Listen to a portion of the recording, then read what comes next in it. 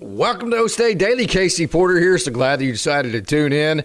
Man, do we have a lot to talk about tonight. I am still super excited about OSU athletics. I'll tell you what, of course, Oklahoma State won a national championship in cross country.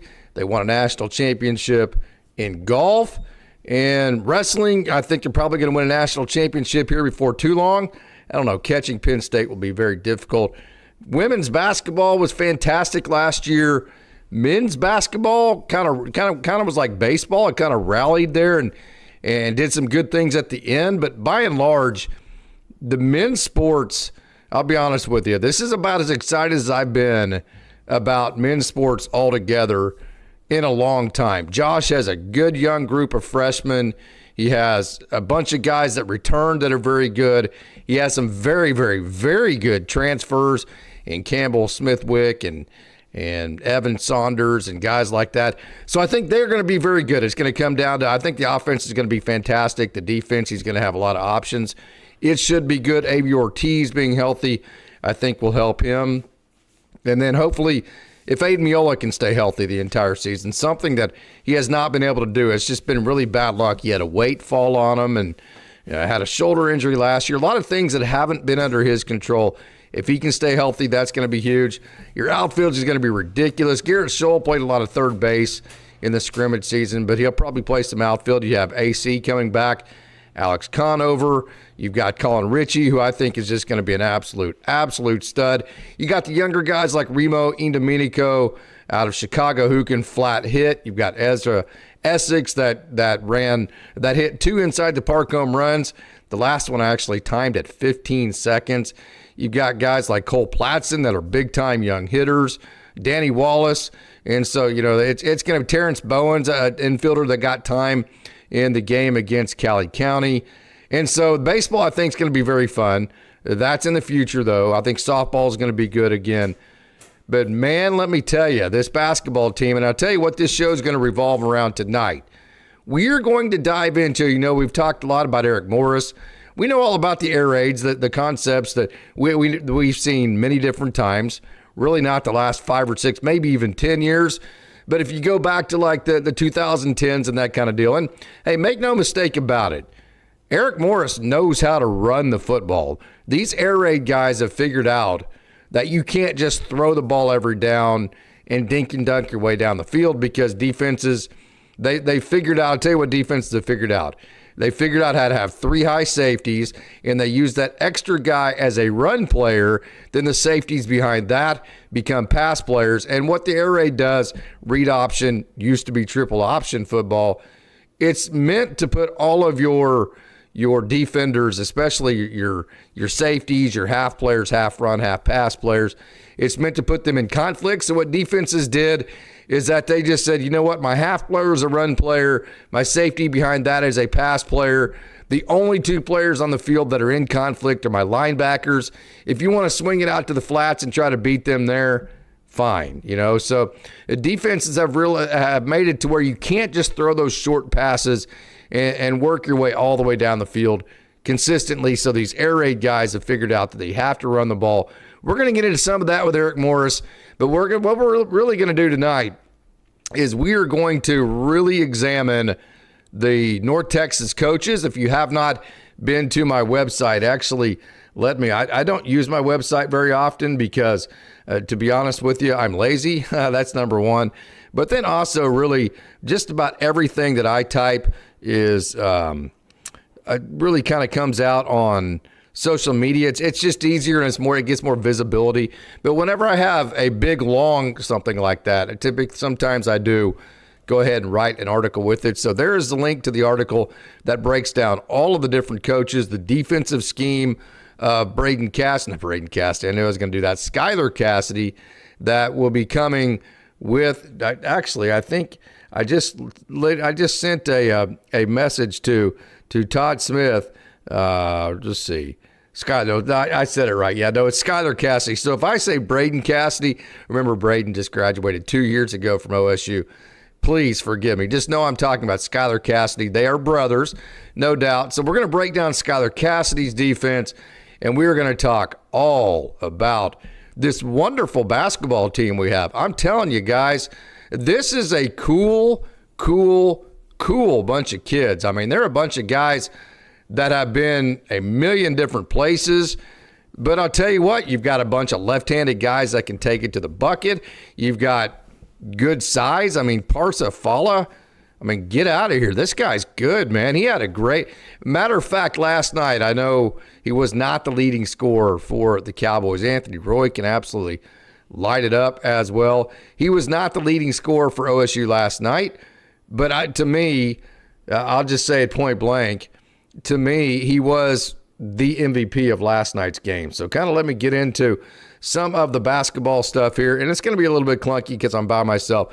And hey, again, click that link if you want to come in and give your thoughts. It will be audio only. We will link you into the show. And just like a call-in show on the radio or wherever else, you can give your thoughts in live time here on OState Daily Live. So let me put this up, and we can actually, I think, well, no, I can't put it up on the board because if I do that, then I will get tagged. And I can do it on a regular video. I don't care if I get copyrighted, whatever. I don't make money on this site. This is strictly a hobby for me. And so if I get tagged, all that means is that I don't get to monetize it. But again, I'm not worried about the money part of this.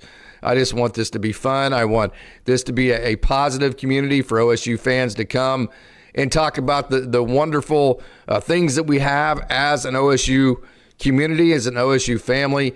And so, hey, if I get tagged on my regular videos and I can't monetize it, I could give a crap, right?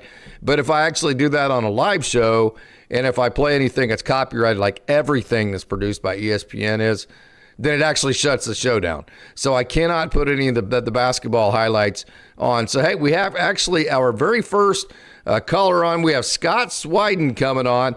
And so actually let me bring in Scott here in just a second. And let me make sure I have his audio, and then let's get after it. So, hey, Scott, how's it going, my man? I think, let me unmute you here. How's it going, my man? I appreciate you joining, brother. Yeah, how are you, Casey? I'm good, man. I'm good. What's on your mind tonight? Well, you were just talking about basketball, and I've watched most of the games so far. Of course, being out here in West Texas now on ESPN Plus, but a lot of offensive talent. What Brendan Manzer said last week about legitimately 8 guys that can hit you for 20 a night is very true. But it is. Watching, and I've watched more basketball this week as we've been off from school, but the Big 12 is ridiculously good. It is. And so it concerns me a little bit that their defense is a little iffy at times. It is. And that they have these spurts where they don't take care of the ball very well, although I agree. It's like a roller coaster. They're either really good or not very good at all. So I'm a little concerned with that, especially with the other teams in the league. Like Iowa State is just a ridiculously tough defensive team. And they're good offensively. Kansas has got obviously some really good offensive talent, and I haven't seen a couple of other teams. But then you got TCU that had a really big win yesterday. So it's going to be interesting. We could be really good and still finish down, in the bottom section of the league. It's really going to be tough. It absolutely is. I'll say this though, Jalen Curry and Kanye Clary to this point. I think there's been times to where we've turned the ball over, but it hasn't necessarily specifically been them. I think it's been guys like Anthony Roy and some of our wing players that maybe are just trying to figure out what their role are and maybe trying to do a little bit too much. If you look at here's kind of my positive throwback to what you're saying about the turnovers, and I totally agree with you about it. Kanye Clary and Jalen Curry both are right at about 5-2 ratio assist to turnover. Yeah. So, yes, they're turning it over a little bit, but I'll tell you what they are doing, Scott. They're assisting the basketball. So it's kind of that ratio. Question. If you're going to assist the ball and pass it and try to make passes to guys to put them in position to score instead of shoot, you are putting yourself in position to also turn the ball over. It's kind of like if you're going to walk a lot in baseball, you're also going to strike out because you have to work the count. So I think there's a little bit of back and forth to that. What would you say to that? Well, most of my better teams always had point guards that I taught them to attack, and they had that ability to pass. Yes. I had one that was she was so good, the best passer I've ever seen, period. Yeah. But when you have somebody that can attack and find people, and these guys look like they don't mind sharing the ball. Agree. Maybe they've watched enough Thunder games and practices and say, hey, this can really work. We don't have to be selfish. So maybe that's been good. I know that they've got a lot of guys that can score in various places. Roy and Miller in particularly have offensive skills that aren't one-dimensional. They've got the total package.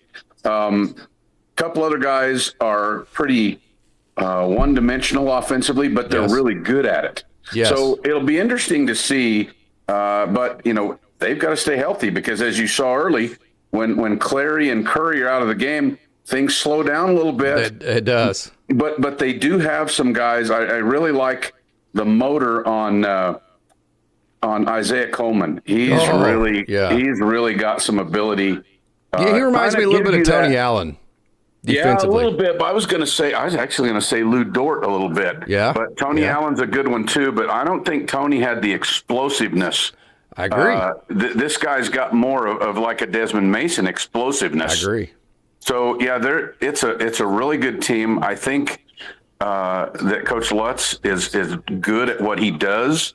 A lot of people down in this area of Texas are familiar with him, and even when he was hired, said, "Yeah, you guys got a really good one." I think that's obvious. I think it's going to be important to see how they continue developing through the year, especially defensively, because that's going to be the key in the Big 12. It's going to be physical, and the way the game is, I would say officiated, but I'll go so far as to say not officiated, because that's what's really happening. Yeah. The officials are horrifying. You've got to be physically tough, and you've got to keep people off the boards, because if you don't, when you give putbacks, you're almost guaranteed to lose a game. I don't care how good you play offensively. Yeah. And there were 64 free throws last night. So kind of my couple questions for you, because you know a lot more about basketball than I do. Basketball, I know just enough to be dangerous, right? Just enough to get on here and talk like I know what I'm talking about. And I actually don't, right? Okay, so I really want to ask you this question. First of all, when you have Anthony Roy, when you have Victorious Miller, when you have guys that really want to score, Jalen Curry, Kanye Cleary, he's trying to find spots to make his mark. Christian Coleman, Isaiah Coleman, all guys that literally could go for 20 on any one given night. Right. And they haven't ever played together. So how do you mesh that together and make it to where guys aren't pressing and trying to figure out what their roles are? See, that's a tough question for me to answer, because the philosophies and style of the men's game now, with more ball screens and one-on-one and dribble drive, that's not for me. I had teams that had 8 or 9 kids that could score, and several of them. Now we're talking about girls basketball. It's still the same mentality. I had at least 3 or 4 on almost every team that could shoot 3 steps behind the line at 40% or better. So we just basically spread people out and ran a lot of 5-out passing game offense. But now things are so much different. I think that they've got a smart philosophy in that they do look inside to get the ball to Fala and Vukovic, which I think is important. I think that they don't see when they're open as much as they should, because I see Fala open a lot of times and they don't get him the basketball because there's some other silliness going on the perimeter. I call it silliness. It's the way the game's played now, with the ball screens and the dribble drive. I just, this dribble drive thing, a lot of times coaches tie with it that you're not allowed to shoot mid-range shots. I'm like, I'm sorry. If you're open from 15 feet and you don't shoot it, I'm going to kill you. Yeah, so, right. Absolutely. This part of the game escapes me. But I think that they seem to get along with each other, and they've bought in that, hey, this is a team and we've got a chance to be pretty good.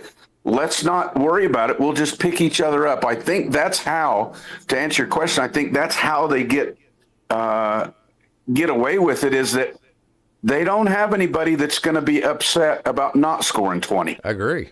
I agree. And they know they've got some people that can pick up. And the other good thing is they can do it. What Oklahoma State, what Coach Boynton struggled with was he didn't have anybody that could consistently shoot the ball from the perimeter. Yeah. So it really hurt them. This team's got 4 or 5 guys that are legit 3-point shooters. And I say legit, where they're going to be at the 40% range. And that's something even if they're that we guarded. haven't had. Yes.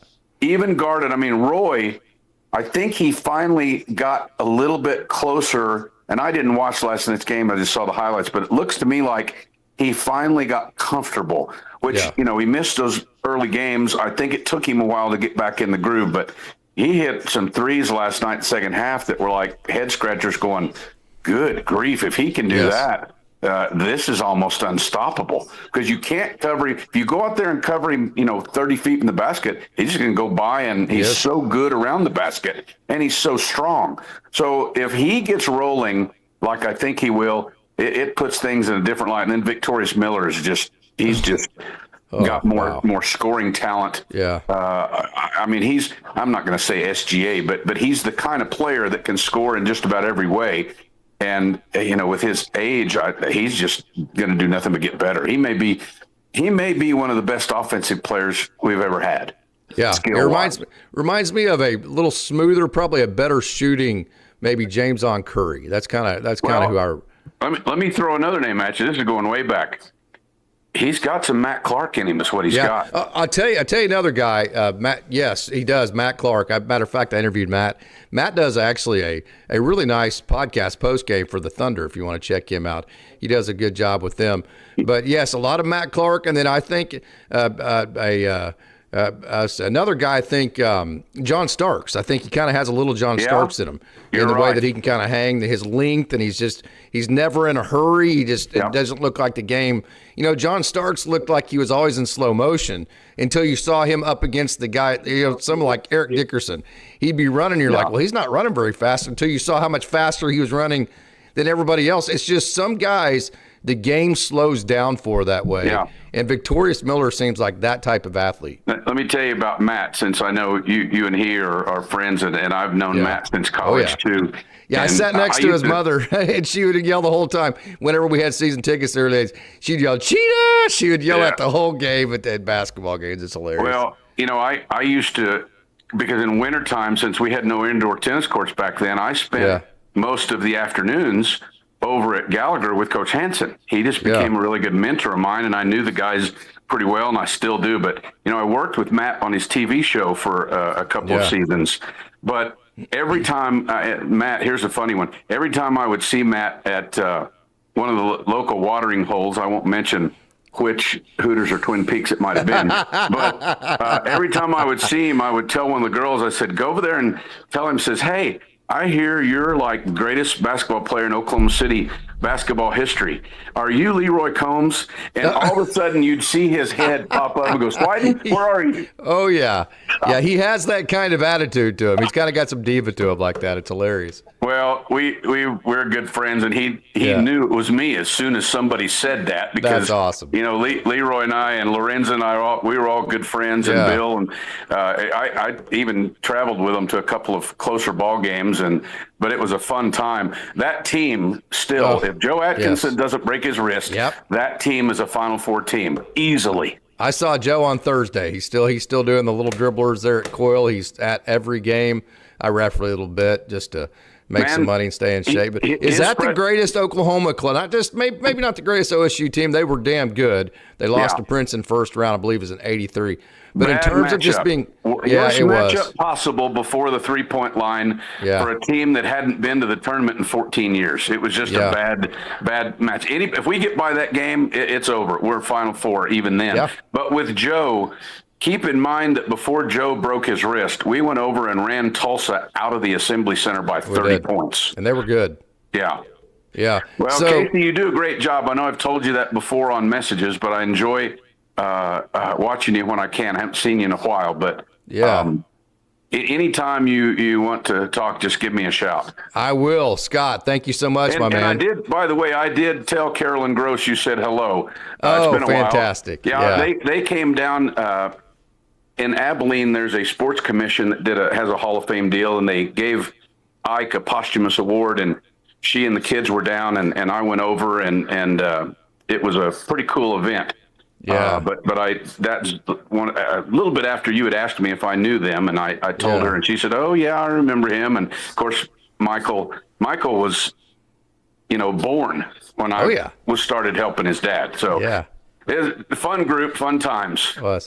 Was. Hey, Scott, really appreciate you, man. Yeah, you too, Casey. Okay, you have a wonderful evening. So, hey, that is Scott Swiden. He just joined, and so thank you so much. We go way, way, way back to Oklahoma State tennis. I know all of he's familiar with the Gross family, Mikey Gross, who worked with Oklahoma State football for a while, and Cammie Gross, and then that whole group. So just an absolutely awesome deal there. He mentioned that team in the early 80s. You had Joe Atkinson from Coyle. You had Bill Self from Edmond. You had Jay Davis from Edmond. You had Matt Clark from Southeast High School. You had Lorenza Andrews from, I believe it was Millwood. Leroy Combs was from Star Spencer. So, I mean, that was maybe the greatest crop of Oklahoma players. Then you also had Wayman Tisdale that went to OU from Booker T in that period. And you had Melvin Gilliam a little bit later. Man, there was some serious talent back then. And he had a great conversation about the basketball team. One guy that we did not get to that we just talked about is Parsa Fala. Of course, when you have all these scores on the perimeter, and a lot of these guys like Jalen Curry, like Kanye Clary, even, basically all of them, Victorious Miller and Anthony Roy and all these guys, when they like to drive the ball to the bucket, it puts a lot of pressure on the defense because these guys are, first of all, left-handed. And as you saw last night with Northwestern, even though they're left-handed, even though you need to stop their left hand, it's so backwards. I mean, it's just you're just so used to having to stop the right hand, right? That you have to. In one game, it's hard to train yourself muscle memory wise. Stop the left hand. Stop the left hand. That's why these left-handers are one of the reasons why it's so effective. So I say that to say, when you have guys like that can finish at the rim as well as Oklahoma State can, and then we saw the other night, Jalen Curry, if you foul him, he's going to make his free throws. He's right around 90% shooting free throws. Kanye Clary is well above 80% shooting free throws. If you foul these guys, they are going to put the ball in the bucket from the free throw line. That's not an option. So really the only option is to slide over maybe a big to help on, get to stop the ball on the way to the goal to help over. And if you do that, you've got guys like Christian Coleman who can slam a jamma with the best of them, by the way. I love watching him dunk. Or Parsa Fala, who has such soft hands that once you draw the help, you just dump it off to them. They know exactly. And I'll tell you another thing about Coleman, and if you just watch Christian Coleman and Parsa Fala, they do just a great job of no fast movements, very subtly just sliding with the rotation of the defense into the open holes after the help has been drawn to make themselves available and open. And that's why Kanye Clary, that's why Jalen Curry have almost one of them has a 2.5-1 assist to turnover ratio, is because the big men make themselves available. And then what I really like about Fala is that he can also come out to the top of the key and run the pick and roll game. And then the real thing I really like about Parsa Fala is that he can also pick and pop. He can shoot the three-pointer. So if you sag on the pick and roll and try to double the ball on the pick and roll, or if you try to cover him, sag on him, expecting him to roll off of that pick and roll, he's just going to pop out for a three. And if you leave him open, let his feet get set, let him get the shot off, and it's a good look at the bucket, he is going to make that three-pointer. So to me, last night, Parsa Fala, young man from Iran, he played on the Iran national team as a young guy, played at Oregon State, started at Southern Utah. As good as all the guards are, I really think the key that makes this thing get over the top is Parsa Fala, because then again, too, we saw last night, you can just dump it into him to the low blocks, and he's so good at pump faking here, pump faking there, pump faking here.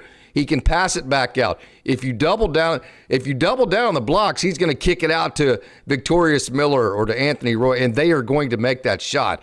So I just don't see a situation to where a team can help. If you help with a little guy, he's going to throw it back out for a three-pointer. If you help with another post player, he's going to dump it to Christian Coleman for a thunderous dunk. And so he's going to get a lot of one-on-one low-post matchups.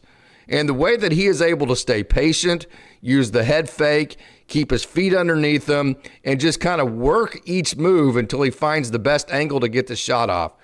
I really like Parsifala, and so I think he is a big factor. I like of course, he got in foul trouble last night, so we only got to play 23 minutes.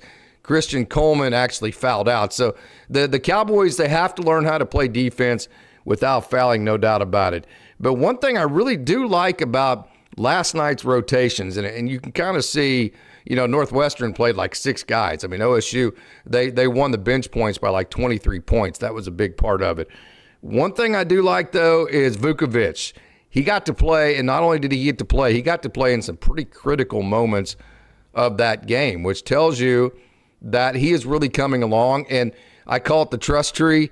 He is earning a little bit higher rungs in that trust tree every day we go on. Now, is he completely in the trust tree to where Coach Lutz just says, hey, Vukovic, go in there and play a 10-minute span, and let's go win a conference game in the crunch time? Is he in that part of the trust tree? No.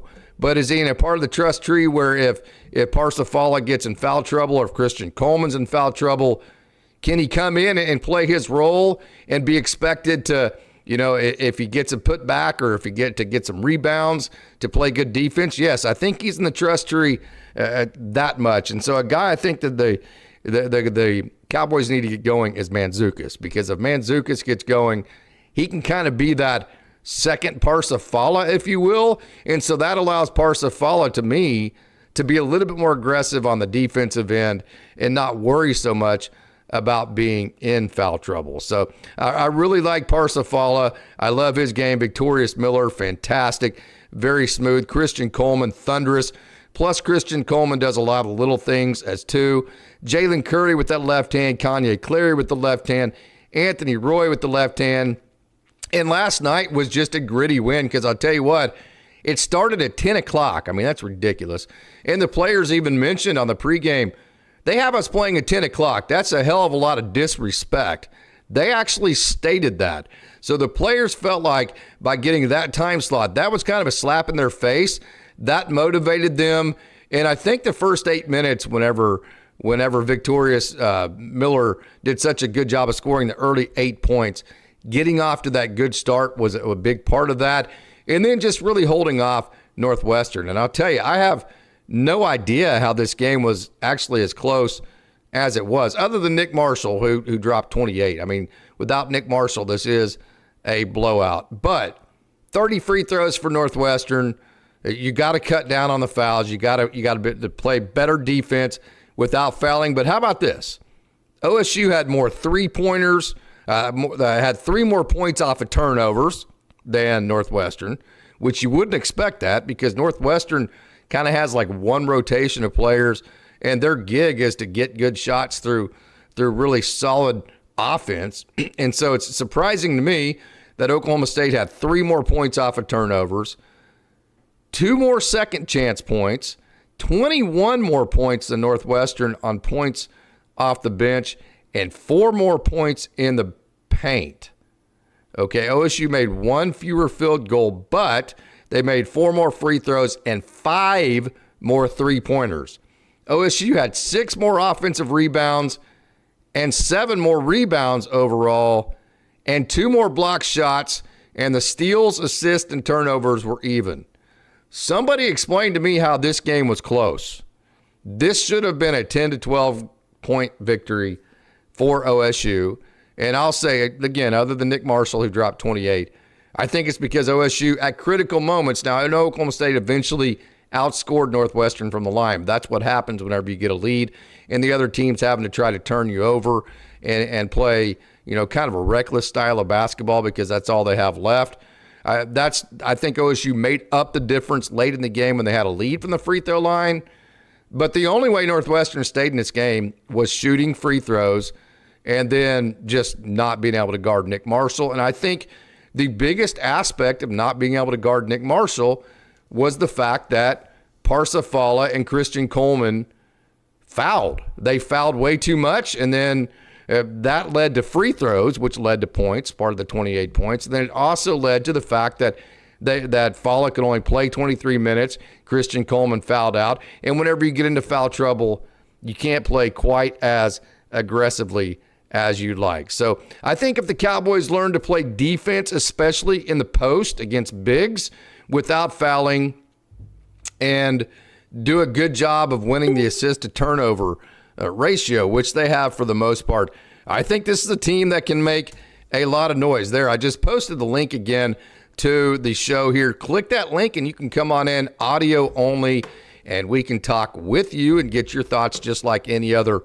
call-in show, just like Scott Swiden did a minute ago. So, we've seen even with the football when OSU was outscoring people, with offense, you can win a hell of a lot of games and you can get your fan base excited and you can be a lot of fun to watch, but you don't win the big one. You don't beat the best teams in the sport, in this situation, college basketball, if you don't play both offense and defense. So I think regardless of whether Oklahoma State gets better at playing defense, they're going to win a lot of games. They're going to make the NCAA tournament.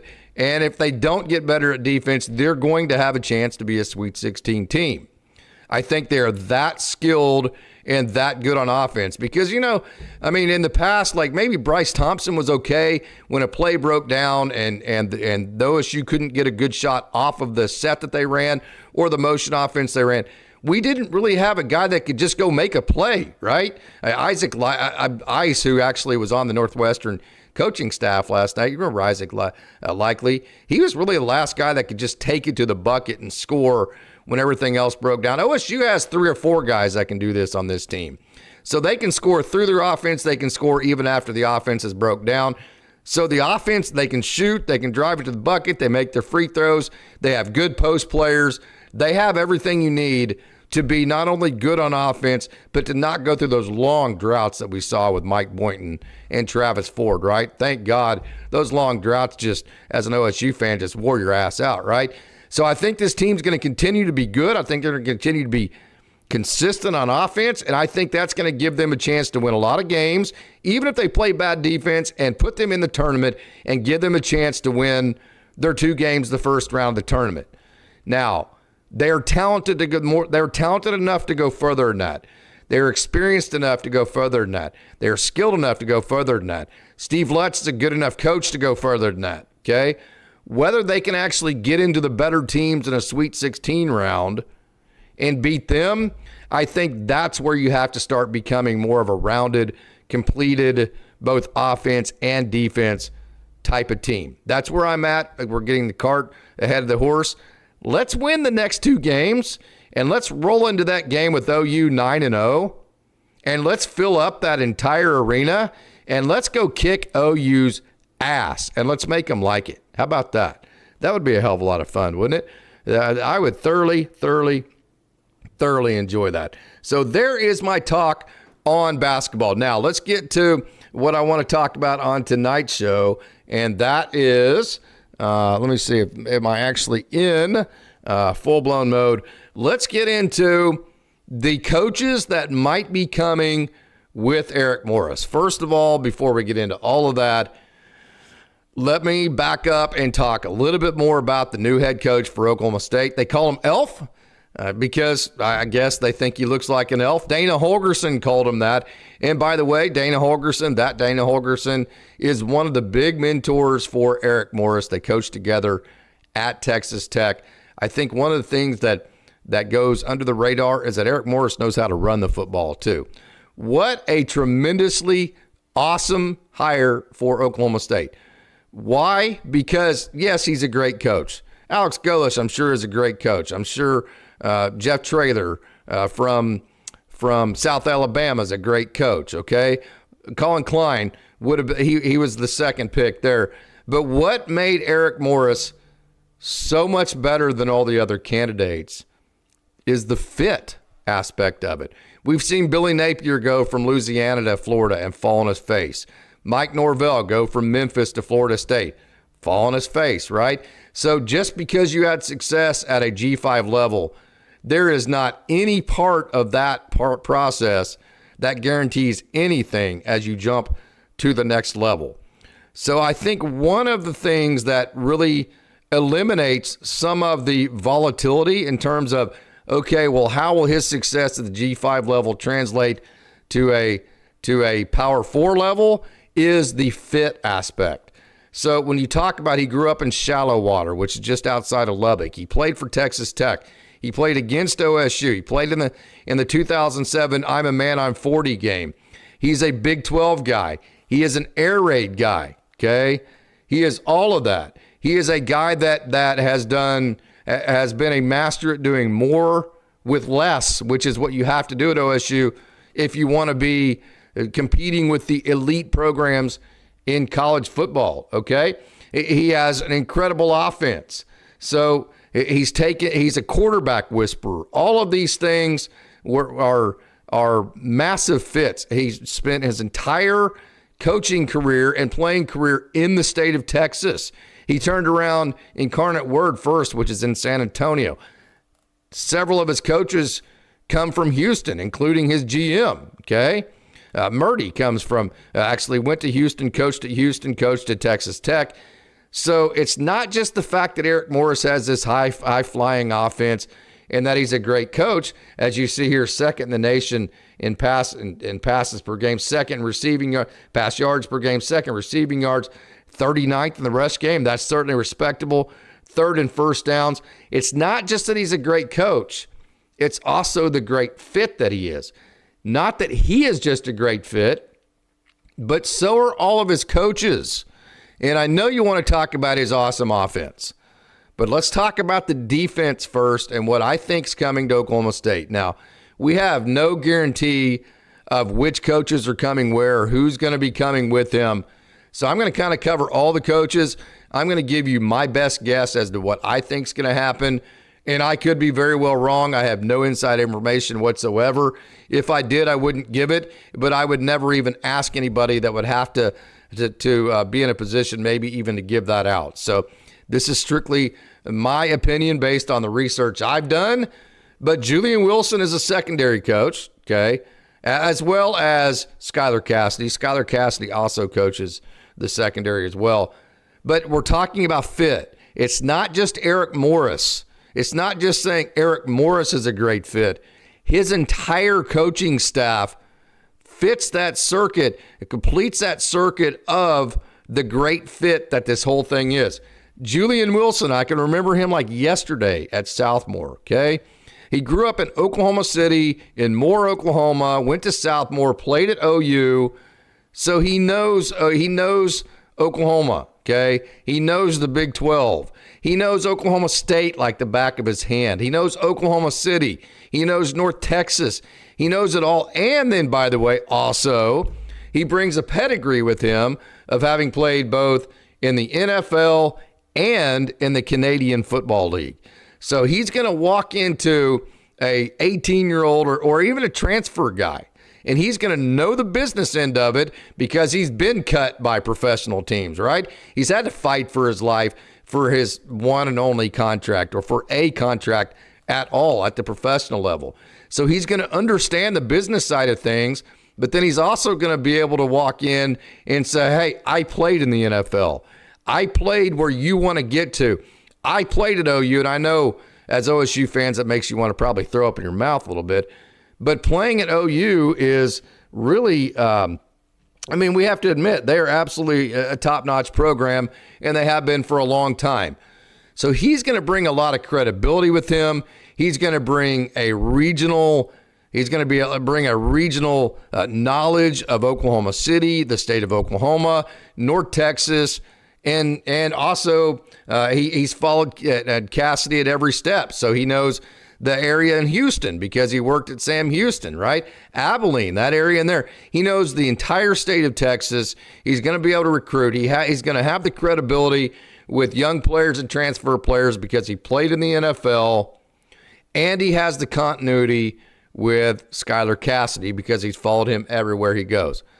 I would be absolutely shocked if Julian Moore does not come with Skylar Cassidy and Eric Morris to Oklahoma State. I will be very disappointed if he doesn't. And if he does, when he does, I will be so pumped about Julian Wilson because I think the sky's the limit for what he's going to bring. We know all about Greg Richmond, right? Greg Richmond, you remember Alonzo Mays, don't you? The All-American Alonzo Mays that caught the pass right in front of, I can't remember who it was, for Colorado in 1997. And then Marcellus Rivers, back-to-back tight ends that both played in the NFL. Greg Richmond, I can remember him like yesterday running the triple option at Oklahoma City Douglas under Stanford White. They were so good back then. A great defensive end at Oklahoma State, was the defensive end coach here.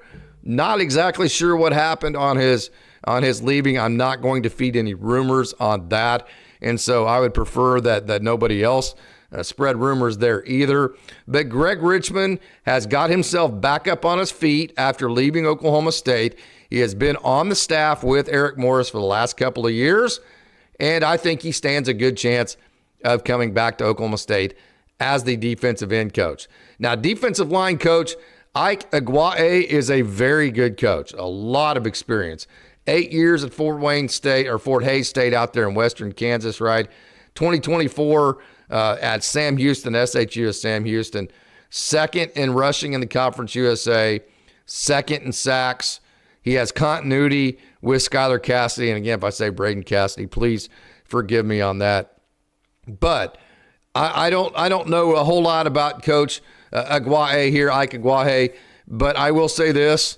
There is nobody on earth that will be able to convince me that Ryan Osborne does not need to be retained for OSU. So I will be very disappointed if Ryan Osborne is not the D-line coach next year. Now, if Coach Cassidy and Coach Morris think so much of Ike Aguaye that they want to bring him with them anyways and find a role for him, fine. But I just would never, I would personally not agree with Aguaye instead of Osborne. I think Osborne has done such a fantastic job. I think he has to be retained in some way. I would like to see also Clint Bowen retained in some way as well. Maybe move into a secondary role, something like that. Jordan Malone is the nickel outside linebacker, which tells you that half player that North Texas uses, that we'll be using here at OSU, is a half nickel player, half linebacker. I know for Todd Grantham, that half player was a half linebacker, half defensive end. So we're going to kind of go back to what we've seen in the past with the typical 4-2-5, where that extra safety, if you will, is half secondary, half linebacker. And Jordan Malone is the guy who has coached them at UNT. Played at Minnesota State 2006, 5 years at Washington State, and he was really good at Washington State. And then went to Wake Forest for I think 1 year before he came to UNT to work with Coach Morris and Coach Cassidy. He was actually the defensive pass game coordinator. And the thing that he does is that he does a good job of getting his units to create turnovers. And then he really focuses in on and does a great job of making sure that his scoring defense overall and red zone defense, not rezone, I misspelled that, red zone defense are very good. And when you have an air raid type offense, I think that UNT went over 50 again today for like the fifth time this year. It can be difficult to play defense. So a lot of times you just have to throw out the total yardage, and really you got to look at some different metrics that are kind of per play based. And so I think scoring defense and how you do inside of a red zone, not how you do in between the 20s, because Oklahoma State under Eric Morris is going to score touchdowns. So if we can have a defense that, okay, fine, the other team work their way down the field, that's fine.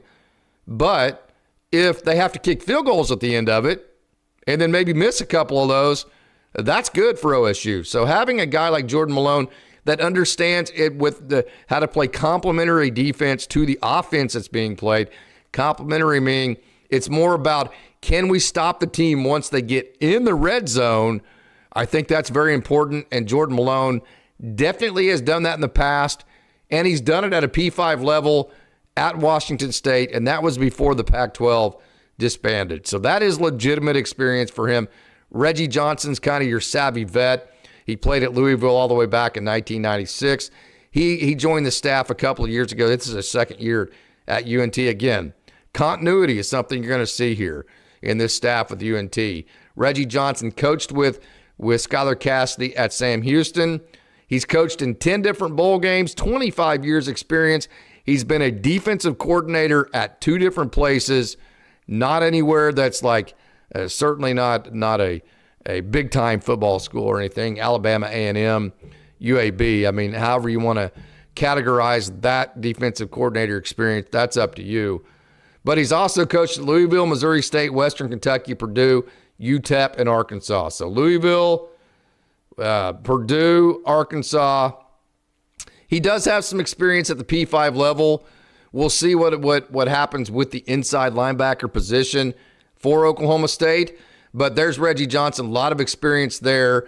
And so now let's move to the offense. So let's go back through that and just kind of recap that. Julian Wilson, again, from Oklahoma City, went to OU. Secondary coach Greg Richmond, D-ends coach, we know all about him. Ike Agwae, D-line coach. Jordan Malone, nickel, outside linebacker. Reggie Johnson, inside linebacker. In terms of the offense, which is the bread and butter of Eric Morris, Jordan Davis is the offensive coordinator, and Jordan Davis actually played for Eric Morris. And again, if I say Chad Morris, please forgive me. Chad Weiberg for Oklahoma State plus Eric Morris. If you remember, Chad Morris was a hot name about 10 years ago. He was at SMU and then went to Arkansas and really had a hard time at Arkansas. So if I say Chad Morris, I'm trying to say Eric Morris. It's a brain teaser to me.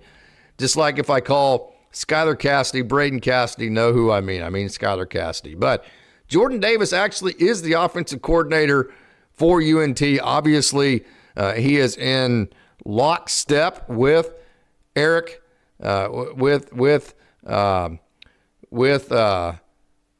Eric Morris, no doubt about that. He played for Eric Morris at Texas Tech when Eric Morris was the OC there. He's also the receivers coach, and he's done a great job gathering stats for receivers. 3 separate players under Jordan Davis as the offensive coordinator have finished the season with 750 yards, okay? That's just in 2 seasons. 3 receivers. He's from Arlington, so again, he knows the Big 12 like the back of his hand. He knows Oklahoma State by the back of his hand. He knows the Dallas-Fort Worth area like the back of his hand. He knows West Texas like the back of his hand. He also has Power 5 experience. Now, not coaching. He was an analyst at Washington State. He has continuity with Eric Morris. So I think he easily could be, that next young hotshot coordinator that we've seen at Oklahoma State that could become the next head coach and kind of start that carousel of great offensive coordinators again that become head coaches at Oklahoma State. That's actually not Sean Brophy there in the picture. That is Jordan Davis, but we'll have to deal with that. Sean Brophy is the passing game coordinator. He's also the quarterback's coach. I'll be quite honest with you. I think he's going to be retained because he worked with Eric Morris at both Incarnate Word and Washington State, so there's continuity there. And he's also been he was the offensive coordinator at Incarnate Word when Eric Morris was there. So Sean Brophy actually has experience calling plays. I think he will probably come.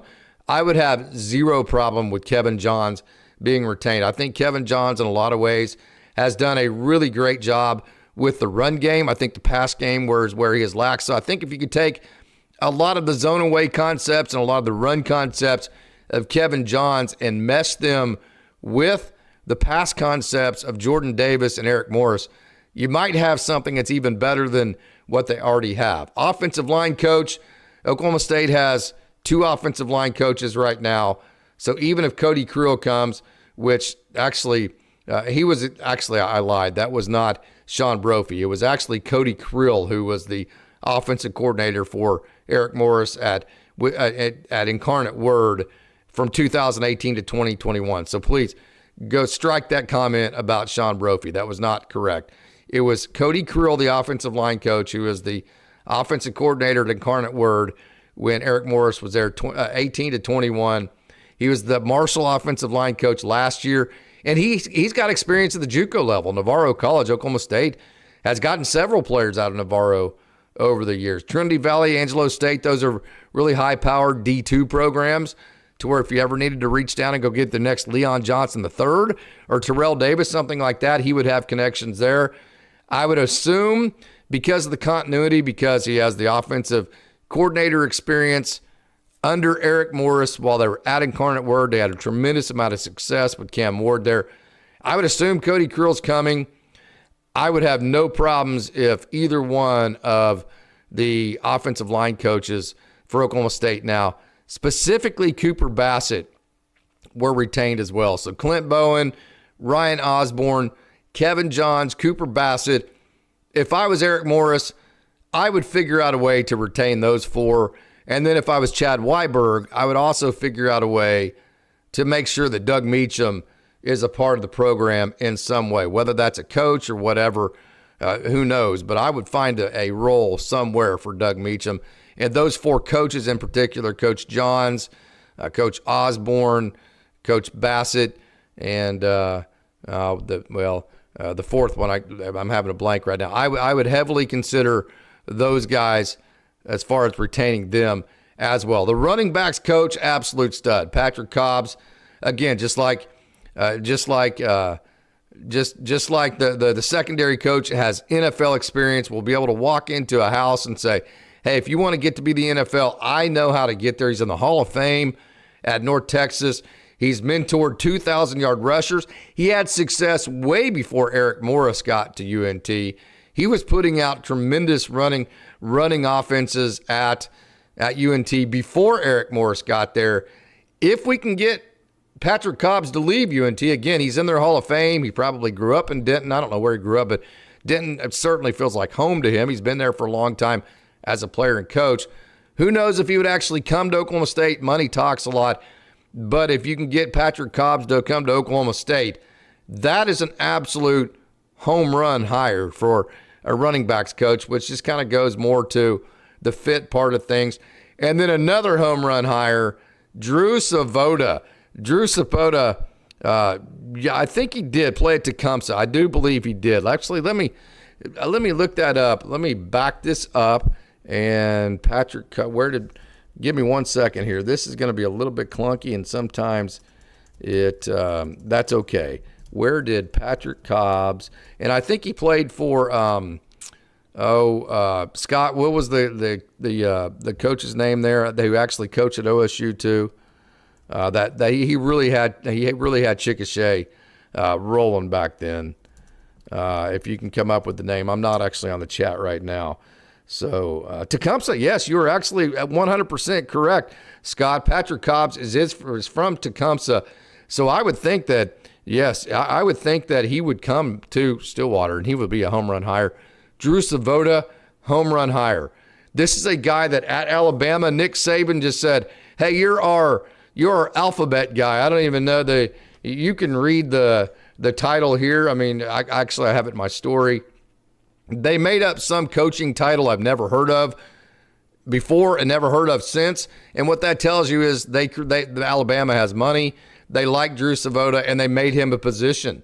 So in 2024, UNT had the first. They were first in special teams in the American. That's per Pro Football Focus. This PFF is Pro Football Focus. Again, he worked for Alabama. He was their special teams coordinator and tight ends coach, which I love tight ends. And at Alabama, he produced the best special teams in the country. Of course, yes, that's Alabama. They have great talent, but so what, man? This is great stuff. Alabama special teams were first in points scored. They scored 4 touchdowns. They had 2 kickoff returns, which pisses me off that our offense is terrible and we never returned kicks, right? And he's also coached at Memphis, Rice, and Houston. So Rice and Houston, that Houston area, we need to get some more players from there. And then an area like Memphis is an area, hey, we're not going to make a living recruiting there, but it could be an area that's sneaky in the sense that you can get a really good player or two that, yes, Tim Reynolds. Yes, I'm actually personal friends with Tim Reynolds, a USA Today 1991 Coach of the Year. Lot Nike. Yeah, he was a really hardcore dude, really good dude. So Drew Savoda, absolute home run hire. Patrick Cobb's home run hire. Cody Creel, I think would allow you to keep a Cooper Bassett or maybe an Andrew Alexander, either one of them. Sean Brophy, a lot of continuity here. And Jordan Davis, absolute young rock star. And then we already went through the defense. So those are the coaches at UNT. Those are the guys that I would keep. Those are the guys that I think I think probably will be retained. Who knows on the other ones? And, hey, I'm going out on a limb with the OSU coaches, and I still think also OSU has probably 30 to 40 young, really good players in their system to really kind of leapfrog and jump into this thing feet first. So crystal clear space. I'm so sorry that we did not get to your comment here earlier. I like to talk a lot, right? What do you think of the chances of Eric Morris bringing Mestamaker with him? We definitely need him. I think they're great. If you're Drew Mestamaker, he's going to get a bag thrown at him by Oklahoma State. And I think it's going to be interesting to see if he's actually better than Haas Haney. I mean, he's a former zero-star walk-on, right? And he is lighting up the American Conference. So it's going to be a step up in competition. And I would just be interested to see if he's better than Haas Haney. But I would have to think there is a really good chance that Drew Mestamaker comes with Eric Morris. I mean, most of his quarterbacks have followed him. Let me put it this way. Cam Ward followed Eric Morris to Washington State. John Mateer obviously went to OU. You're not going to go to UNT instead of OU, right? And then Patrick Mahomes never actually transferred ever, So there is a past history of quarterbacks following him with Cam Ward. And so I think it's probably likely that Drew Mestamaker does come. Now, having said that, does anybody have any of that information? Is that anything other than a guess? No, but that's my guess, and that's where I am at with that. So I have talked long enough. Scott Swiden, thank you so much for joining the show. What a wonderful conversation that was. I hope every time I hop on here, I hope you click that link and come on back in. What a great job you did, Scott. Thank you so much. Hope you enjoyed the basketball talk. I think we have a really good team. Hope you enjoyed the talk about the possibilities of all the coaches that might be coming with Eric Morris and the great fit they would be. And I hope you love the Oklahoma State Cowboys. So tomorrow night, we're going to bring you a live show again. After we're going to put a button to the 2025 season, and we're going to set you up for the future. So join our live show tomorrow night. And until then, I want to thank all of you wonderful OSU Cowboys and Cowgirls out there. It's a great day to be a Cowboy. Go Pokes.